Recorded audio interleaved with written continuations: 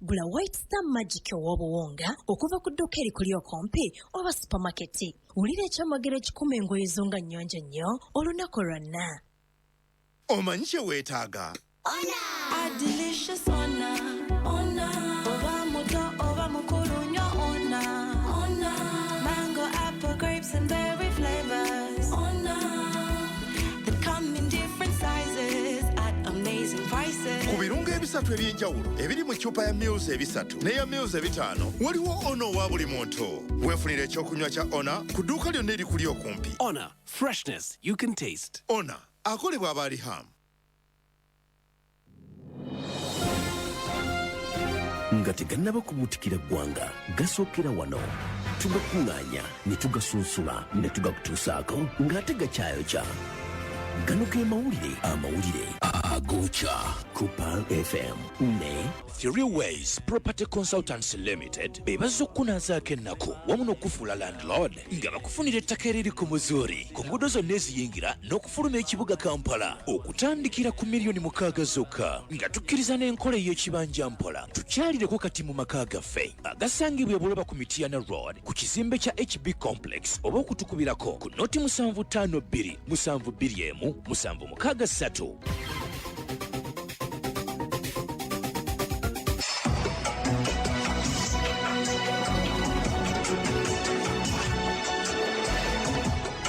النشرة الإخبارية Gano ge mawulire ku Pearl FM.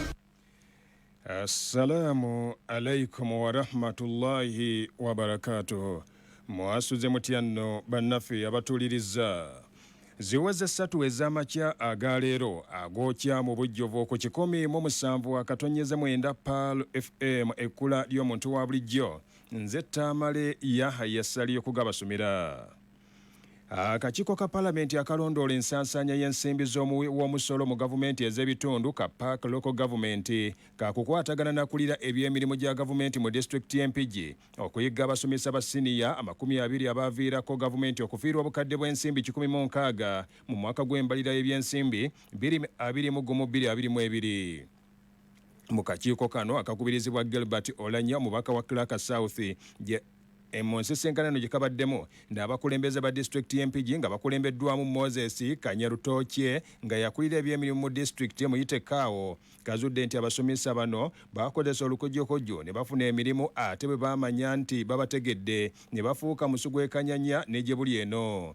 Ekizinza okwewunyisa ababaka kwe kuba nti bano baamala emyaka 7 nga basasulwa nga n'avunaanyizibwa ku bakozi mu disitulikiti eno tafuddeeyo. Kanyarutokye bw'ati bw'abuuziddwa emitendera egyagobererwa mu kuwa abakozi bano emirimu ategeezezza nti bano baasaba emirimu ng'abantu abalala bonna aba bulijjo bwe bakola wabula abakulu ne bakizuula nti baalina ebipapula ebijingirire. Agamba nti bwe baamanya beekubira endulu ku poliisi y'Empigi nga baagala bano bakwatibwe bazze ensimbi ezo wabula ne wawulira bino tewali yali akwatiddwa. Kino kitabudde omubaka wa Nakaseke South Paulsen Kasanalu Tamaguzi Semakula n'abalumiriza okwekubira ku mirimu era n'abasaba ennamba ya fayiro okubagulirawo emisango ku poliisi ne batamattama n'oluvannyuma ne bagamba nti tebagirina. Ssentebe w'akakiiko naye akubye ebituli mu kwewozaako kwabwe bw'ategeezezza nti wandibanga waliwo ekkobaane kubanga abasomesa abo tekisoboka kubanga badduka omulundi gumu nga wano wasinzidde n'alagira CID w'akakiiko okwatagana n'abo abasomesa bano basobole okubanga bakwatibwa. I think you are not being honest to yourself, and your team, you are not being honest. All these people cannot disappear at once. And then what we are seeing is by next financial year, if the same queries appears, and then we may be forced to recommend that the money should be recovered from you as you look for those people so that they pay the money. Right now, government lost about 160 million, and you are saying all those people disappeared. That one cannot happen. You need to be honest, and we help this nation. You have to follow this matter with the police. Yes, sir. At this time, let me also direct our CAD. The CAD should also pick interest on this matter. Mu kiseera nga bannayuganda bawerako tebatwala bulwadde bw'amaaso ng'obumu ku bulwadde obutiisa Abakugu balabudde bannayuganda okukomya okugayalirira endwadde ezirina akakwata ku maaso kubanga bandimaliriza nga bafuuse bamuzibe. Bino abakugu babyogeredde ku ddwaliro ekibuli mu lusiisira lw'ebyobulamu olw'okulongoosa abalwadde b'amaaso olwategekeddwa eddwaliro ly'ekibuli nga bali wamu ne yafeesi ya Supreme Mufti nga bangi ku balwadde bano baleeteddwa nga tebalaba nga mu kiseera kino bye balaba bipya ku maaso gaabwe oluvannyuma lw'okumala ebbanga eddene nga tebatunula. Abakugu batubuulidde nti ebiseera bingi abantu tebafaayo ku ndwadde ezekuusa ku maaso ne batamanya nti basobola okumaliriza nga bafuuse bamuzibe nga Dr. Aisha Nakitta atubuulidde nti omulwadde ayinza okujja n'ekintu ng'oluusi kiva ku ndwadde endala nga basaanye okwanguwako okufuna obujjanjabi okuva ew'abasawo. Maaso kati omulwadde ayinza okujja bw'aba agamba nti nina ekifo n'atategeera kifo kizze kitya, kati bw'aba agenze mu ddwaliro omusawo ajja kebera alabe ekifo kikyalinako ebifu bingi, kati ng'obeera omubuuza amaze ebbanga ki okubeera nga alina ekyo ekintu kikyakozesezzaako n'okitegeera. Kati olumala waliwo endwadde esatu ezibeera nga nazo zimanyi okuleeta ekifu ne zireeta n'ensenke. Mulimu pressure omubiri, mulimu sukaali, mulimu n'obulwadde bwa HIV. Kati omuntu omukebera n'omwaseesinga then nabeera ng'akola ki nga akunnyonnyola. Kati bw'okeberamu n'olaba nti no mulimu akantu akeeru towunsika mangu nti nno nsenke n'okubeera nga akola follow-ups nabeera ng'omukeberako n'otegeera kyekikola. Supreme Mufti wa Uganda Sheikh Muhammad Shabani Galabuzi ategeezezza nti abantu balina okwebaza Katonda olwa buli kiyungo kubanga bangi ku balwadde bano babadde bamaze emyaka egisoba mu 3 nga tebalaba. Kusooka twebaza Allah okubanga atusinkanyizza wano nga tuzze okulaba ku balwadde abalongoosebwa amaaso n'okulaba eddala kubakola ku mulimu ogwo tusanze nga bwe bali bulungi ate nga bakugu ku mulimu gwakola okusinziira ku bitolegeddwa. Tukubiriza abantu bonna abalina ekizibu ky'amaaso mu ggwanga lya Uganda naddala ag'ensenke mujje wano mu ddwaliro babakoleko obwereere abakugu bwe bali ku nsonga eyo. Mwebale nnyo, mwebalire ddala. Supreme Mufti Sheikh Muhammad Shabani Galabuzi era asiimye abakugu abalongoosezza abantu bano amaaso bw'atyo n'akunga abantu ba bulijjo obutalagajjalira bulamu bwabwe nawe ekyokulabirako ekyabalongooseddwa ababadde abasanyufu oluvannyuma lw'okulongoosebwa nga bangi babadde tebalaba. Abalwadde abasukka 20 okweyongerayo naye nga baludde n'ekirwadde ky'amaaso emyaka 5 myaka 2 naye olwaleero balongooseddwa era ne batukakasa nti kati balaba bulungi. N'olwekyo tukubiriza abantu baffe mwenna buli alina ekizibu ky'amaaso mujje wano ekibuli obujjanjabi bwa bwereere. Bakulongoosa ne bakulabira bulungi paka olw'onaatereera naye ng'abasinga obungi tubalabyeko nga balaba bulungi era nga basanyufu nnyo olw'omulimu.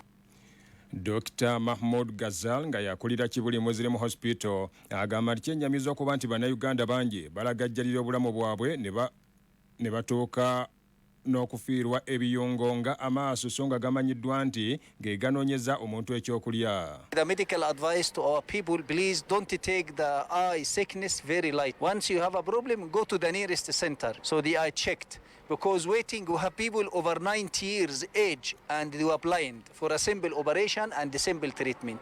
We operated them, now the lady is seeing and she's dancing and she's very happy. So the medical advice, please don't wait until it is late. Go to the nearest center. We have our eye center here fully equipped with equipment, theater and also professionals, consultant and specialist.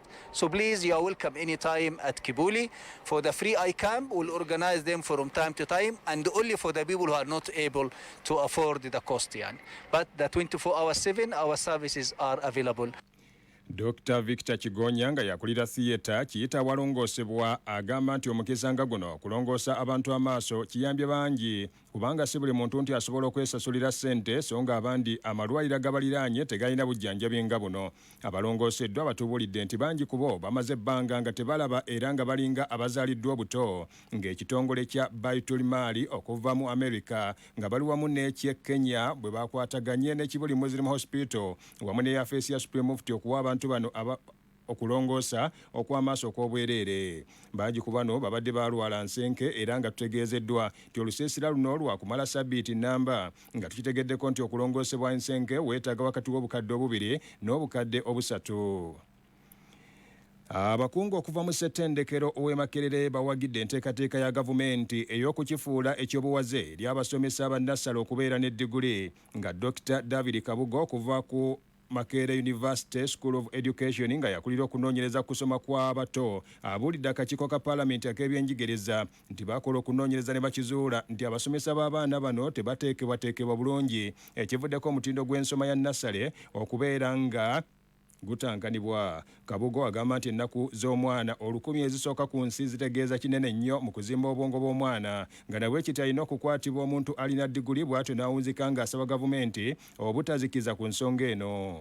Tuteekeddwa okukitegeera nti ennaku zino ezisooka mu bulamu bw'omwana naddala nga yeetonze mu lubuto ennaku ezisooka 1000 mu bulamu bwe zezi shaping obwongo bw'omuntu obwongo bwe enkulaakulana y'obwongo bwo ebitundu 80 ku buli 100 byakulaakulana mu nnaku ezisooka 1000. So kaakati twetaaga omuntu alina obukugu obw'enjawulo okubeera nti asobola okusomesa abaana baffe. Bwe tugamba okusomesa abaana bano abato aba pre-primary tetugamba kubasomesa kubala na luzungu.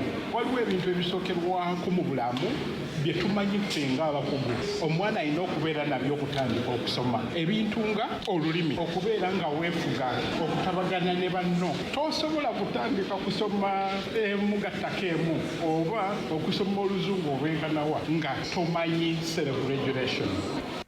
Reverend Father Oneni ng'atuula kakiiko kano agambye nti diguli teyeetaagisa mu kugonjola omwana nga y'ensonga lwaki bamaama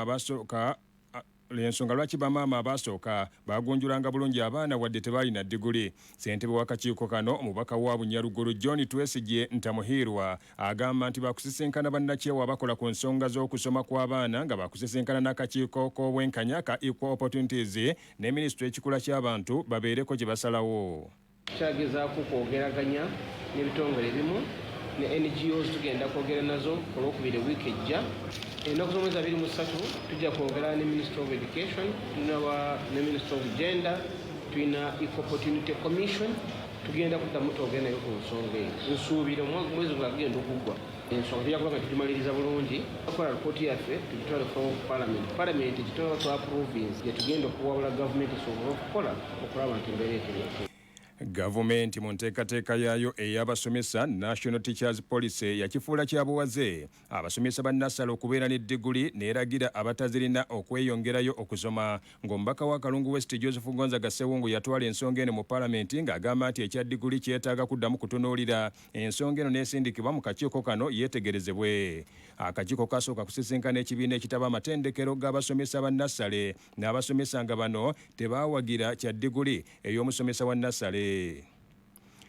District Kadhi owa Entebbe muziri mu District Sheikh Farouk Sulaiman Sendijja asabye gavumenti okukendeeza ku misolo egiggyibwa ku bintu eby'enjawulo bannansi basobole okukola emirimu nga bye bakola bitambula nga kino kyakuyamba nnyo n'okuziba eddibu lya bbanka y'ensi yonna bwe yagaanye okuddamu okuwola Uganda ensimbi olwo bannansi basobole okweyimirizawo eggwanga litambule. Sheikh Farouk bw'atyo yeebazizza omukulembeze w'eggwanga General Yoweri Kaguta Museveni Tibuhaburwa olw'obutatiiririra n'anywerera ku kigambo kye n'assa omukono ku tteeka eriwakanya obufumbo obw'ekikula ekimu ekyaviiriddeko bbanka y'ensi yonna okugaana okuddamu okuwola Uganda ensimbi ye kyagamba nti kino kyakuyambako Uganda okukula.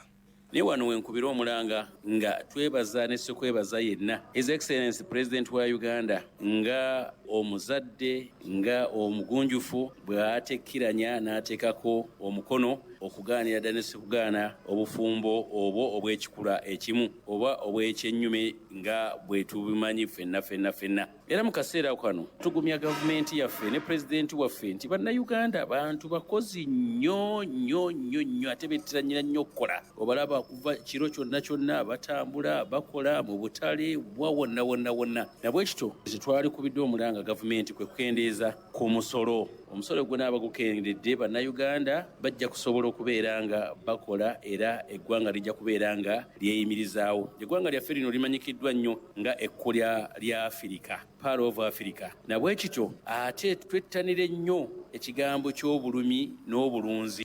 Sheikh Farouk Sulaiman Sendijja bw'ate asabye bannayuganda okwenyigira mu by'obulimi n'obulunzi n'asaba gavumenti okuyambako abantu okutambuza obulimi eggwanga lisobole okulaakulana n'okweyimirizaawo. ekyo tukigira ddala ku nabbi waffe Adamu alayhi salaamu yali mulimi era obulimi buno n'obulunzi bulimu obugagga obw'ensibo nabwe kityo bannange mbakubiriza edda ffe nze kitange yali mwami naye ng'olaba ku magombolola kubaako omulimisa agezaako okubeera nga alambika abantu ennima ennungi ey'omutindo ey'omulembe bwe tunaaba twesibye ku bulimi n'obulunzi emisolo mitono nnyo aye tujja kusobola okubeera nga tweyimirizaawo naddala ebyendya tujja kubeera nga tweyimirizaawo nga tufuna ensimbi okuweerera abaana baffe bannayuganda kye mbasaba tuleme kutya tulabe ensi zonna ezisibiddwako embago oba ezisibiddwako nati ogeza nga Irani, Algeria, North Korea engeri gye zikulaakulanamu obukulaakulana kwa spiidi ya kizungirizi nabaddeko ekkata omukata nanyumiza naŋŋamba nti ebbanga litwamala nga tutategeeragana na Saudi Arabia ate ekkata yakulaakulana olukulaakulana lw'amaanyi olw'ensonga nti bagamba nga abakulembeze baabwe nti ebintu ebimu tubikolwa nekkatwa tulina obusobozi ne bagamba bannaffe bajja kunyiiga naye kasita obutategeeragana obwo bwajjawo kata yatandika okukola ebintu byayo era kati esipiidi gyeriko yasobodde n'okutegeka World Cup ekyo nno wekiba kino kitegeeza nti yeesigamidde ku kukola kwayo. Bannamagye abalwanyisa envuba embi ku nnyanja Nalubaale mu bbendobendo ly'e Masaka bakutte ebyennyanja ensawo eziwerera ddala 114 nga zibadde zikukusibwa okutwalibwa mu ggwanga erya Democratic Republic eya Congo. Ekikwekweto kino kikulembeddwamu Kapiteeni Okosa Andrew Engibu nga yakulira okulwanyisa envuba embi mu bbendobendo ery'e Masaka saako omwogezi w'amagye enkambi y'e Kasejjagirwa ng'ebyennyanja bino bikwatiddwa mu mwalo gw'e Nakaziba mu disitulikiti y'e Mpigi era mu kiseera kino bikuumibwa ku poliisi y'e Rukaya mu disitulikiti y'e Kalungu. Ebyennyanja ebikwatiddwa kitegerekese nti kika kya mpuuta ento nga buli nsawo eteeberezebwa okubaamu obuwuuta 6 era mu kikwekweto kino bakwatiddemu n'emmotoka box board ennamba UBJ 664 babadde bakukusiza ebyennyanja bino babadde bakuziza obwennyanja buno era bakutte n'eryato kyokka bannannyini maali eno kitegerekese nti babuzeewo. Kapiteeni Okosa Andrew Engibo akuliddemu ekikwekweto kino ategeezezza nti abavubi abalemedde ku nvuba obwennyanja obuto bafiiriza gavumenti ensimbi nnyingi ekintu kye batagenda kukkiriza. Olaba nga ebyennyanja n'agamba nti bikendedde naye of course envuba embi eyo yennyini iretedde ebyennyanja okubanga so in the near future tujja kuba tetukyalina mpuuta ate nga yesinga otuleetera ssente mu ggwanga singa tuba tu exportinze mu bulungi. Abasinga bano kati ngende emmotoka twagikutte terina license yo ngayo terina license nakitegeeza abenyigira mu bizinesi eno bonna tebalina license ezo zonna ziba revenues zetwandibadde tufuna nga gavumenti. Abenyigira mu kikolwa kino mbalabula kimu bakiveeko kubanga okusinziira ku system gye tulina kati tujja kusigala nga tubakwata ate okusinziira ku mateeka ge tulina essaawa zino singa ono abadde akwatiddwa ekibonerezo kibadde kigenda kuba kikakkali ddala. Tulabula buli ayenyigira mu nvuba embi agiveeko adde mu kuvuba obulungi. Kapiteeni Engibo agambye nti mu kiseera kino bamaze okukola fayiro gye bagenda okutwala mu kkooti era nti omuyiggo ku bannannyini buwuuta buno gutandise. Ekyennyanja ekikkirizibwa bw'ebanga kika kya ngege erina okuba nga eri mu fuuti 11 mu inchi 11 then bw'ebanga mpuuta zirina okuba inchi 20 naye bw'ogenda okutunulamu wano teri kyennyanja kitukana inchi 17 ku bye tusampulinzi so kitegeeza bino byonna teri bikwalifayinga okuyingira mu katale. Procedure bwe tukwata ffe tukwasa poliisi bwe bituuka ku poliisi fayiro ecreatingibwa since emmotoka eri abandoned bagisuddewo tuba tulina nga process erina okutambula fisheries officers balina okuba bainspecting then forwarding fayiro ku court okuva ku court application ebeerawo for court order ekiba kisaliddwa mulamuzi kyetutambulirako. Yavunaanyizibwa ku by'obuyonjo mu kitundu kya Kayunga Abdul Batambuze asabye ekitongole ekiramuzi obutattira muntu yenna ku liiso anaasangibwa nga talina kaabuyonjo mu maka ge kubanga okumala gasaasanya kazambi y'ensibuko y'endwadde eziva ku buligo. Ono okuvaayo kiddiridde abatwala ebyokwerinda mu kitundu kyabwe okukola ebikwekweto ne bakwata abantu abasangibwa nga tebalina kaabuyonjo nga beeyambira mu buveera kazambire bamukasuka mu nnyanja ekintu ekyongedde okusaasaanya endwadde ya kolera mu kitundu kyabwe. Mu kikwekweto kikoleddwa abantu abasoba mu 30 be basangiddwa nga tebalina kaabuyonjo nga bagamba nti ebyobuwangwa byabagaana okusima kaabuyonjo. omwanyi ali kweyamba neŋŋamba ssentebe omulonzi wo wuuyo nga naye kyakola akwata olumwanyi yeyongera okwebikako mu feesi naye ng'agenda maaso okola byakola ki era bwe tuzze nga tubala ne tooyi nze zendabyeko okuva bwe tuwese mu koona wali okudde eno anange mbaze toyireti nnya nembuuza mulagawa bwe muba mumaze okulya omulamuzi namusabye yamba gavumenti yamba abalonzi ba pulezidenti wa Uganda tubasibe tooyi bagisibe ng'ali muki ng'ali mukomera beera mukomera lagiriza. Mu ngeri y'emu omubaka wa pulezidenti atuula mu disitulikiti y'e Kayunga Haji Moses Dumba aweze nga bwe bagenda kufaafaagana n'abo abagufudde omugano ng'ogw'enswa okweyambira mu buveera ne basuula mu nnyanja. Okulaba abateekateeka okwetuga manyi mu mateeka ga Uganda oluusi yenna kasita tumuteebereza nti ayagala kwetta tumutwala ku poliisi gye tumukuumira. Tusa ekyoyoyo ky'okwagala okwetta nga kiweddeko okufa n'obutanyagwa tetujja kukola kisima kaabuyonjo era we binaagambira nti olwaleero batuluguja abantu olw'obutaba na kaabuyonjo. Ekyo kitandikidde mu Kayunga disitulikiti. Kayunga weeyi erina obukulembeze babagamba nti obulwadde buno tebuva mu ggulu wabula kuli ati kazambi mwe mwamugulira essowaani era abeerako n'emmere ne musiba omuwumbo ne mufumba n'enva ne mutandika kulya kazambi. This is how there is no way how we can spare you. Haji Dumba RDC avumiridde eky'abantu okugaana okusima kaabuyonjo nga beekwasa ebyobuwangwa ndi bye bibagaana okusima kaabuyonjo n'ategeeza nti bano bonna bagenda kukwatibwa olw'okusaasaanya amawulire ate ag'obulimba eri abantu. Mu myaka gyaffe olulimi lwe twogera lwe mubadde mujja muwulira kati Kigala talwala kolera muzibe talwala kolera kuba twanigamba Kigala tawulira bye twogera wano twandiise expert baba bakyambu okusomesa sign language naye twogera olulimi lwe muwulira waliwo tawulira olulimi lwe njogera tubagambye kale kolera ekigambo kya luzungu tugambe obulwadde obutta abantu obuva mu kulya ki kazambi kati mwagala twongereko ki olunaku ne luziba ewiiki negwako omwezi negugwako tugenda myezi 2 tukugamba genda mu kaabuyonjo vaayo naaba mu ngalo ne sabuuni nti ewaffe ekyo kyebuwanga tekitukiriza kunaaba mu ngalo ne sabuuni nga tuvudde mu kaabuyonjo nywa amazzi amafumbe nti ekyo kijja kukendeza kuzaala kw'abaana obungi bw'abaana. Akulira abalamuzi ba kkooti z'eddala erisooka ewakisa omulamuzi John Francis Kaggwa awabudde bannayuganda okweyambisa ennyo kkooti z'ebyalo okutaawulula enkaayana z'ettaka olw'obuvunaanyizibwa bwe zirina obutereevu ku nsonga ezikwata ku bantu mu bitundu eby'enjawulo. Omulamuzi Kaggwa abadde mu muluka gw'e Bukondo mu ggombolola y'e Namayumba ng'eno akakiiko k'eddembe ly'obuntu gye kaasimbye amakanda kusomesa abayo ku nsonga z'amateeka wamu n'eddembe ly'obuntu ng'asabye bannayuganda okuwa ekitiibwa kkooti z'ebyalo nti kubanga bassentebe b'ebyalo be basinga okumanya obulungi ensonga z'ebitundu byabwe nga bawuliziganya n'abatuuze.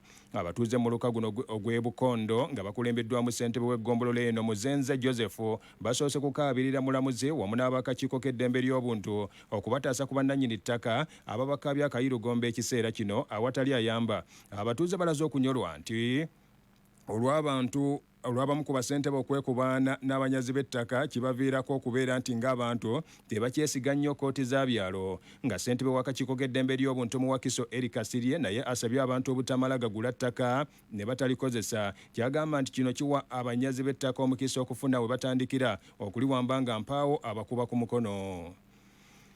Oluvannyuma lw'omwogezi wa poliisi Afande Fred Enanga okugaana abatali mu byambalo bya poliisi y'oku nguudo okuddamu okukwata ekidduka kyonna, abakulembeze ba bodaboda mu kibuga Kampala balaajanidde ab'ebyokwerinda ku bantu abeerimbika mulimu gw'okukwasisa amateeka g'oku nguudo be bagamba nti bagendereramu kunyaga nsimbi eri abavuzi b'ebidduka. John Mwesigye omukulembeze w'abagoba ba bodaboda agamba nti abakwata tebalina bukugu bonna mu nteekateeka eno. Ekintu eky'obulabe n'asaba abakwatibwako ensonga eno okuvaayo okubayamba okulaba nga basobola okuyimirizaawo abantu baabwe.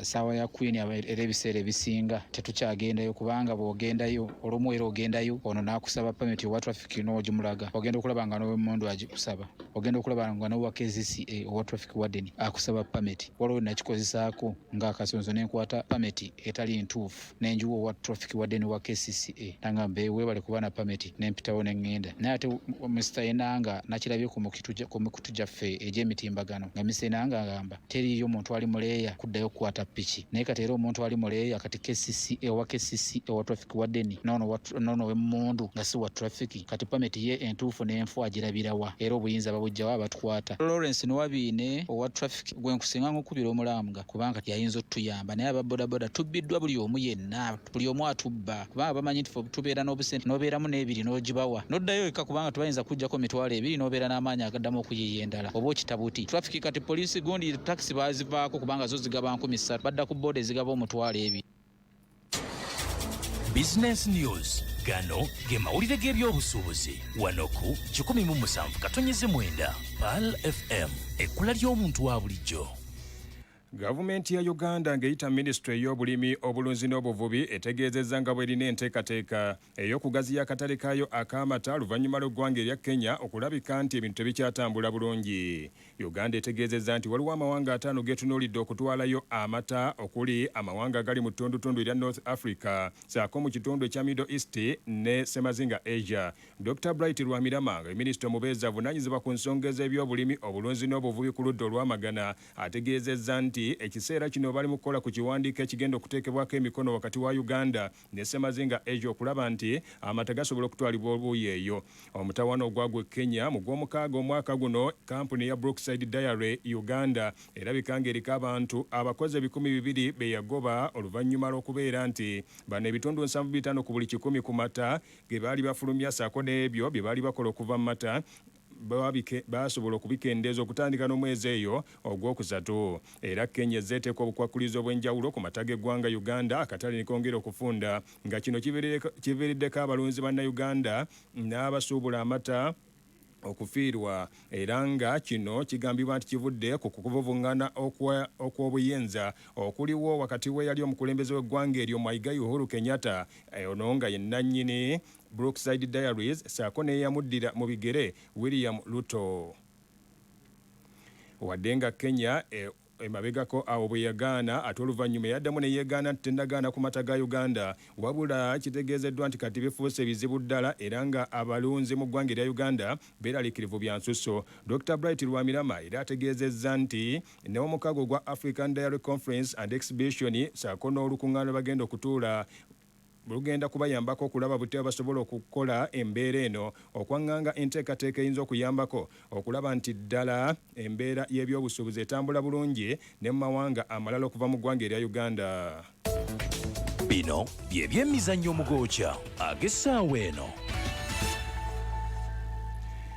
Ekibiina ekikulira omupiira ku Ssemazinga wa Africa ekya Confederation of African Football CAF kivuddeyo ne kironda bannayuganda 8 okubeera abakommonsi ba firimbi n'abalala okuwuba obutambaala nga n'abalala bakulondoola emipiira egizannyibwa omwezi guno. Abalondeddwa bakwetaba mipiira egizannyibwa mu bikopo bibiri okuli ekya CAF Confederation Cup ne CAF Champions League nga mu kikopo ekya CAF Confederation Cup omupiira ogunaabeera wakati wa Kakamega Homeboys okuva e Kenya ne Al Hilal okuva e Libya ku kisaawe kya Nyayo Stadium e Kenya ng'ennaku z'omwezi 18 ogw'omunaana 2023. Abanaabeera mitambo gy'omupiira guno kuliko William Oloyango no referee saako Isa Masemba assistant referee asooka, Emmanuel Okudra assistant referee owokubiri saako ne Mashud Ssali fourth official. Ate mu kikopo ekya CAF Champions League mupiira ogunaabeera wakati wa Al Hilal eya Sudan ne Salam FC Ball eya South Sudan ku kisaawe kya El Jadida Stadium El Abdi ng'omupiira guno gujja kubeerawo nga 26 ogw'omunaana. Abanaabeera mitambo gy'omupiira guno kuliko Cherengati Ali Sabira referee saako Ronald Katenya assistant referee, Hakim Molindu assistant referee wokubiri ne Lake Razake Kiasalirwe nga ono naye ajja kubeera fourth official wakati mu nteekateeka eno. Gano ge gookya okuva ebweru w'eggwanga. ekiseera kyonna Ecuador esuubira okulonda omukulembeze w'eggwanga eryo wabula bali mu bweraliikirivu olw'abayaga abasusse munda mu ggwanga eryo era nga ekiseera we kituukidde wano ng'abantu 3,368 be bakakwatibwa olw'emisango egyo era nga bano bagamba nti yenna ateekeddwa basaba akalulu ekiseera kino ateekeddwa bakakasa nti agenda kulwanyisa embeera ey'abayaga ekiseera kino abamaamidde eggwanga eryo abalemesezza buli kimu okutambula. Avuganya ku bukulembeze bw'eggwanga eryo yalabiddwako nga ayambadde ekyambalo ekya bulletproof ekitayitamu masasi wakati mu kwetaaza ku bakambwe bano ababadde bakyayinza okumumiza omukka omusu. 29 ziyise ku 3 ez'amakya ga leero mu bujjuvu ag'essaawa eno bwe gatyo bwe gabadde nze muzzukulu wa Mugema Tamale Yahya Ssali tova ku mukutu Paalo Fama. Ago ge gabadde amawulire Agookya ku Paal FM.